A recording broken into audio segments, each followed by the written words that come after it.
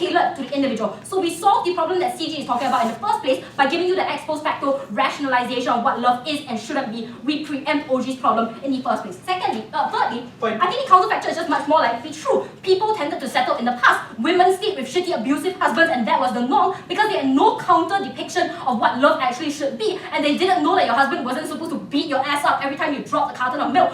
All of those are depictions that change at the point in time at which popular culture has so many depictions of love that you don't even need to be with a husband. You could just start going out with your female best friend. All of those are depictions of love that they would have to accept probably wouldn't exist in their world. Secondly, they claim that there are going to be lazy, shitty depictions of love when there is predominance. The first thing to say here is that if studio writers always tend towards shitty, forced depictions of love in both sides of the house, then the issue is that CG is likely to exclusively curate those shitty depictions of love as the main predominant definition of what love ought to be. The issue therefore is CG doesn't actually mechanize their counterfactual. They might prove some harms of love, of like certain kinds of depiction of love being predominant in our world, but they never actually walk you through the analysis as to why things are going to be comparatively better in their world. The incentives of writers are always going to stay the same in both sides of the house. It is unclear to me why it is charitable to assume that they miraculously become nuanced and meaningful in their world, but immediately become shitty, smart writers in our world. Secondly, I don't think it's actually true that writers in our world, when faced with saturation and market competition, would default to writing crappy, shitty, simplistic depictions of love.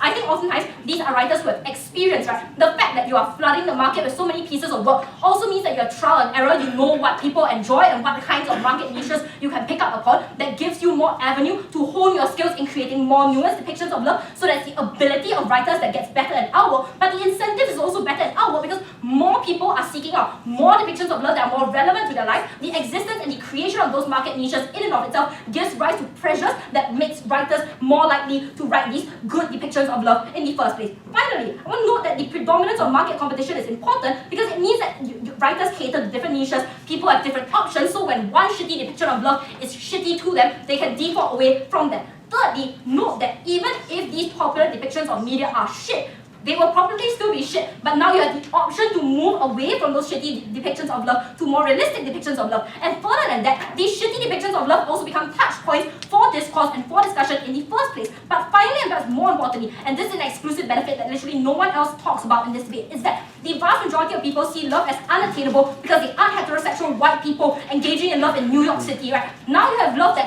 happens in the vast majority of the other parts of the world. For individuals who don't experience love in the conventional way, you have love like being depicted in the form of like dating apps or like literally like I don't know, like meeting some guy in the toilet or something. Like all of those are depictions that could potentially exist. The predominance allows for optionality. They have to contend with that. Secondly, I want to talk about our extension and how this weighs against opening. The first thing to say here is that CG's rebuttal is that predominance is hegemonic. Three things here. One, I just don't think this is true, especially as time progresses, considering this in a retrospective motion. The existence of algorithms means that if you're a kind of niche indie bastard like Taryn, who is likely to consume Decision to Leave, those are the movies that are going to be recommended to you. So it's not the case that everyone's always going to be pushed towards watching Love Actually, because some of us don't want to watch Love Actually. Secondly, writers probably will write about what they think will succeed based on their own lived experiences and based on the market niches that they cater towards. Thirdly, the fact that like Gulf Whip themselves can laugh about shitty rom-coms suggests that the ability to have choice and to have the contrast between shitty and good depictions of love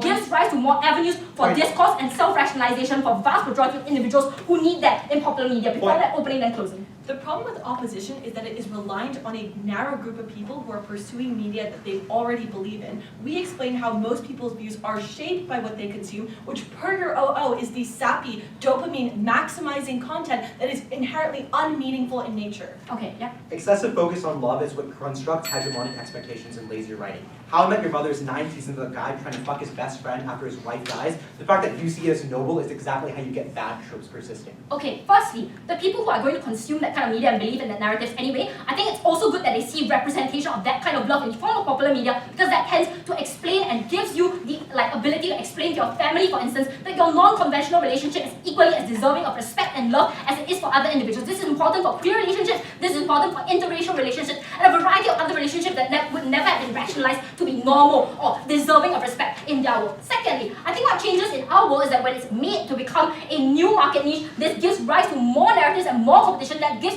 a cyclical mechanism as to why the production of the depictions of romantic love is likely to become better. I think that already beats OO on that metric. Finally, as regards to How I Met Your Mother, sure, it could be shit, it could be bad, but the point of popular culture is that everyone has their own interpretations of it, and the predominance of it allows for discourse, it allows for contrast even with the shit ones, and that is the kind of contrast and discourse that allows individuals to attain self-empowerment and to genuinely derive value and utility from popular culture. Finally, how we win against OO? I think we actually explain why the market functions to filter out bad depictions of love. This is one, more likely, and two, benefits more marginalized groups. Incredibly proud to oppose.